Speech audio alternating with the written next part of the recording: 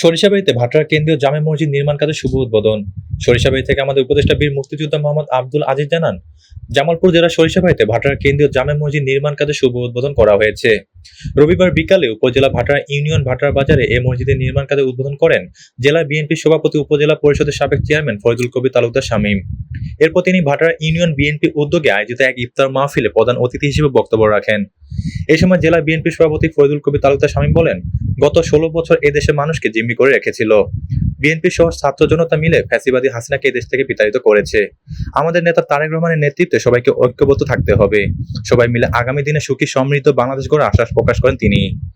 এতে উপস্থিত ছিলেন উপজেলা যুব দলের আহ্বায়ক ও সাবেক পৌর মেয়র এ.কে.এম. ফয়জুল কবির তালুকদার শাহীন, জেলা বিএনপির সাবেক যুগ্ম সাধারণ সম্পাদক ও সাবেক ইউপি চেয়ারম্যান হারুনুর রশিদ, ভাটার ইউনিয়ন বিএনপির সভাপতি অ্যাডভোকেট হুমায়ুন কবির খান, সাধারণ সম্পাদক আব্দুল করিম, সাবেক সাধারণ সম্পাদক প্রভাষক শফিকুল ইসলাম মিলন, ইউনিয়ন যুব দলের সভাপতি আনিসুর রহমান, শ্রমিক দলের সভাপতি আব্দুল জলিল, ছাত্র দলের সভাপতি নাজমুল হাসান নিয়াত প্রমুখ।